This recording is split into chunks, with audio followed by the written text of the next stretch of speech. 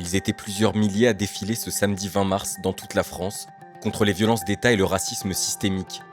Un pour Rémi, un pour Doral, un pour Doral, un pour Mehdi.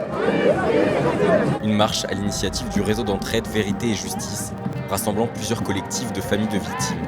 2 jours plus tôt, dans un contexte social tendu, le Sénat a approuvé la très controversée loi sécurité globale. Dans la rue, à l'occasion de cette journée internationale contre les violences policières et le racisme, les manifestants contre-attaquent. Nous avons choisi de traîner l'État devant la justice et nous recommandons à toutes les familles de faire ce choix. Vous tous devez choisir. Soit vous êtes avec nous, les victimes de violences policières et de violences d'État, pour les familles de ceux qui ont été tués, pour ceux qui sont mutilés, pour ceux qui sont blessés. Eh bien, soit vous êtes contre nous et vous acceptez cet état de fait. Soit vous restez spectateurs, soit vous agissez. Il faut agir et mettre un terme à ces violences policières. Des exigences pour porter la vérité et la justice dans les affaires de violences policières. C'est la raison d'être du réseau qui organise la manifestation. Dans ses rangs, la famille de Claude Jean-Pierre, mort en Guadeloupe en décembre dernier. Mon père a été tué le 3 décembre à la suite d'un contrôle de gendarmerie. Il a eu 2 vertèbres cassées, la moelle épinière comprimée. Il a été tétraplégique et par la suite il est décédé malheureusement le 3 décembre. C'est important de se mobiliser parce qu'on se rend compte qu'il y a trop d'injustice. Il y a trop d'injustice, trop de violences policières, trop de violences des forces de l'ordre qui restent impunies. Donc on se mobilise aujourd'hui parce que c'est vrai qu'on a toujours la même population qui est prise pour cible malheureusement. On a beaucoup de personnes qui malheureusement sont tous les jours victimes de contrôles aux faciès, tous les jours victimes malheureusement de violences policières, les violences carcérales, c'est toujours les mêmes personnes. Donc c'est vrai quand même qu'on se pose vraiment la question du racisme. Au milieu du cortège, une banderole attire l'œil. Justice pour Jimoni. Jimoni Rousseau Sissoko est mort le 2 février dernier. Il avait 28 ans. La particularité dans cette affaire, les faits à l'origine de sa mort ont eu lieu en prison. Je suis la sœur de Jimoni Rousseau. Mon frère il a été incarcéré à la prison de Mochokona en comparution immédiate. Il est décédé le 2 février 2021 suite à une fouille qui a eu lieu au quartier disciplinaire. Et on nous dit qu'il aurait subitement perdu connaissance dans sa cellule.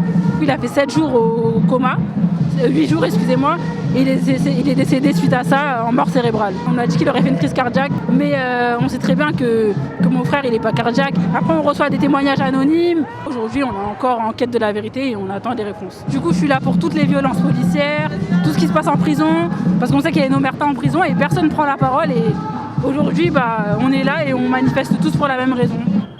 Jimoni n'est pas le seul détenu à avoir perdu la vie pendant son incarcération.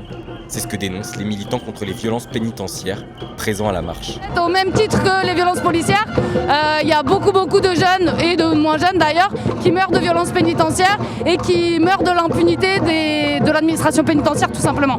Nous aujourd'hui on porte une banderole qui rappelle que la prison tue, qu'elle tue structurellement, qu'elle tue pas seulement des violences policières mais aussi du fait d'enfermer des personnes dans des conditions indignes et qu'en fait aujourd'hui nous on demande, parce que c'est la demande de certaines familles concernées qui ont perdu des proches, la fermeture des mitards, donc des quartiers disciplinaires, et aussi la fermeture des quartiers d'isolement, les QI, des endroits où il y a des personnes qui pour des dizaines d'années des fois sont enfermées, dont plusieurs de nos correspondants, amis et proches.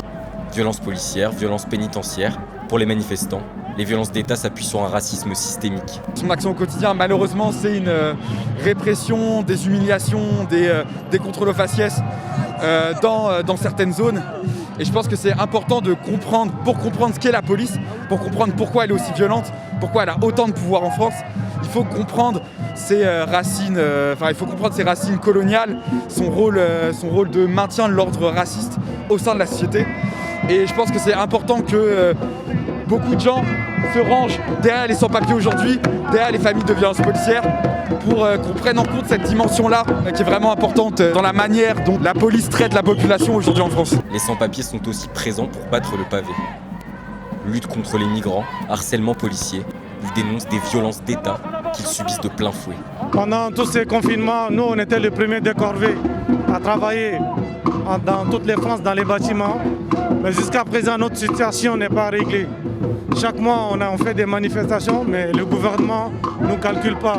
Parce que nous, les sans-papiers, si on sort pour aller travailler et que tu n'as pas de papiers, les flics ils t'arrêtent, même si tu n'as pas de papiers, ils vont t'amener en garde à vue ou au centre de rétention, qui n'est pas normal.